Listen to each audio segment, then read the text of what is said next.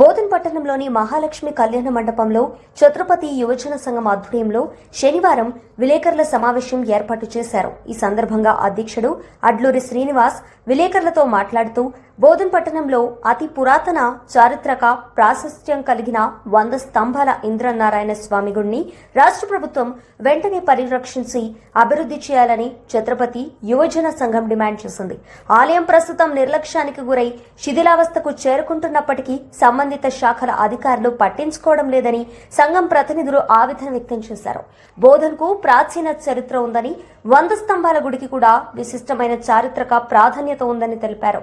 రామప్ప దేవాలయం, వరంగల్ 1000 స్తంభాల గుడి, హైదరాబాద్ గోల్కొండ కోట, చార్మినార్ వంటి చారిత్రక కట్టడాలను ప్రభుత్వం పరిరక్షిస్తున్న తరహాలోనే బోధన్ 100 స్తంభాల గుడిని కూడా పురావస్తు శాఖ పరిధిలోకి తీసుకుని అభివృద్ధి చేయాలని కోరారు.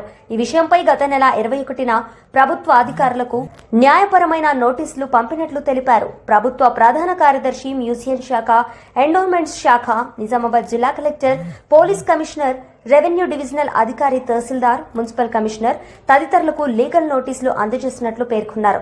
ఇంద్రనారాయణ స్వామి ఆలయంలో పూజలకు అనుమతి కల్పించడంతో పాటు ఆలయ చరిత్రపై ప్రభుత్వం ఆర్కియలాజికల్ సర్వే ఆఫ్ ఇండియా నిపుణులతో కమిటీ ఏర్పాటు చేసి పరిశోధన చేయాలని కోరారు. ప్రభుత్వం నోటీసు పంపిన 60 రోజుల్లో సానుకూలంగా స్పందిస్తుందనే నమ్మకం ఉందని, ప్రభుత్వం నుండి ఎటువంటి స్పందన లేకపోతే న్యాయపరంగా పోరాటానికి న్యాయస్థానం ఆశ్రయిస్తామని తెలిపారు. 100 స్తంభాల గుడి పరిరక్షణ కోసం అన్ని రాజకీయ పార్టీలు, ప్రజా సంఘాలు, చారిత్రకారులు, మేధావులు, విద్యార్థులు, యువతతో కలిసి ఉద్యమిస్తామని ఛత్రపతి యువజన సంఘం పిలుపునిచ్చింది. ఈ అంశంపై ఎలాంటి రాజకీయ విభేదాలకు తావు లేకుండా శాంతియుతంగా, న్యాయబద్ధంగా పోరాటం కొనసాగిస్తామని స్పష్టం చేశారు. ఈ విలేకరుల సమావేశంలో ధర్మపురి, గోపికిషన్, అశోక్ గౌడ్, రాజులదేవి పవన్, పెరక వెంకటేష్, వాసు, శ్రీకాంత్, భూమయ్య తదితరులు పాల్గొన్నారు. మీరు మాకు 60 రోజుల్లో సమాధానం చెప్పండి. అది ఇంద్రనారాయణ స్వామి ఆలయం, అది హిందువుల ఆకాంక్ష, అక్కడ పూజలు జరపాలని. ఈ రాష్ట్రంలోని అత్యంత పురాణ ఆలయాల్లో ఒకటిగా ఉన్నది. పేరుగాంచినటువంటి చరిత్ర బోధనలో ఆలయాల పరిస్థితి ఈ విధంగా ఉంటే మరి రాష్ట్ర ప్రభుత్వం అలసత్వ కారణంగా అది శిథిలావస్థకు చేరుకునే దశకు వచ్చింది. కాబట్టి ఈ రాష్ట్ర ప్రభుత్వము అక్కడ ఆర్కియాలజీ డిపార్ట్మెంట్లో నుంచి ఉద్యోగస్తులను పెట్టలేదు, అందులో విఫలమైంది. పురావస్తు శాఖకు సంబంధించిన వారు కానీ, దేవాలయానికి సంబంధించిన శాఖ వారు కానీ ఎవ్వరు కూడా స్పందించకపోని కారణంగా అక్కడ ఒక వాచ్మెన్ కానీ, దానికి సంబంధించిన అధికారులు కానీ మేము వెళ్ళి అడిగినప్పుడు ఎవరి దగ్గర మా దగ్గర స్టాఫ్ లేదు, ఉద్యోగాలు లేదు, దాన్ని పరీక్షించేంత ఈ కొరత ఉన్నది అని చెప్పిరు. కానీ కనీసం వివరాలు అడిగితే కూడా మా దగ్గర లేవు అని రికార్డులలో తెలిసి చెప్పిరు.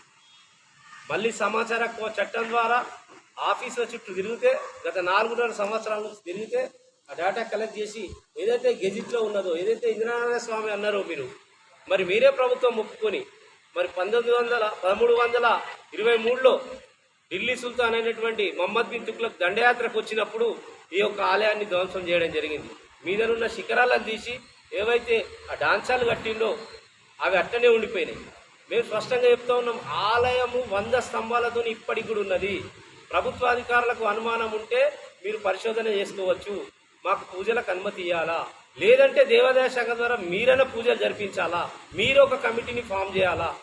మేము పూర్తి విశ్వాసంతో ఉన్నాం. ఇక్కడ ఉన్నటువంటి రాష్ట్ర ప్రజల, బోధన్ నియోజక ప్రజల, పట్టణ ప్రజల, అందరి హిందువుల ఆకాంక్ష మేరకు మేము ఛత్రపతి యువజన సంఘం పేరు మీద మేము ఈ ప్రభుత్వానికి, ప్రభుత్వ కార్యదర్శికి, అలాగే ముఖ్య కార్యదర్శి మ్యూజియం డిపార్ట్మెంట్కి, అలాగే ఎండోమెంట్ కార్యదర్శికి, మరియు నిజామాబాద్ జిల్లా కలెక్టర్ గారికి, పోలీస్ కమిషనరేట్ గారికి, ఆర్డీఓ గారికి, ఎంఆర్ఓ గారికి, మున్సిపల్ కమిషనర్ గారికి వీరందరికీ నోటీసులు పంపించాం.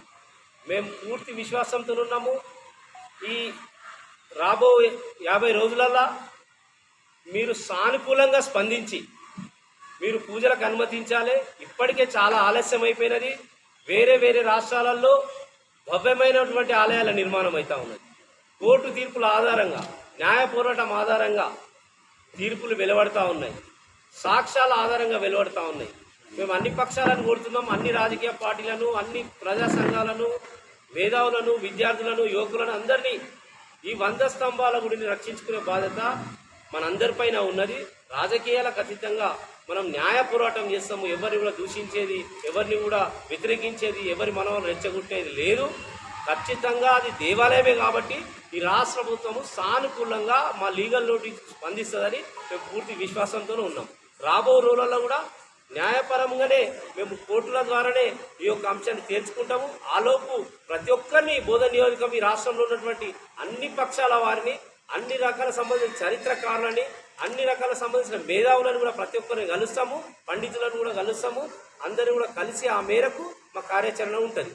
ఈ రాబో రోజుల్లో ఈ ప్రభుత్వం నుంచి వచ్చే జవాబు కూడా వేచి చూస్తామని ఈ సందర్భంగా ఎలక్ట్రానిక్ మీడియా, ప్రింట్ మీడియా సందర్భంగా ఈ ఛత్రపతి యువజన సంఘం తరఫున తెలియజేస్తాము.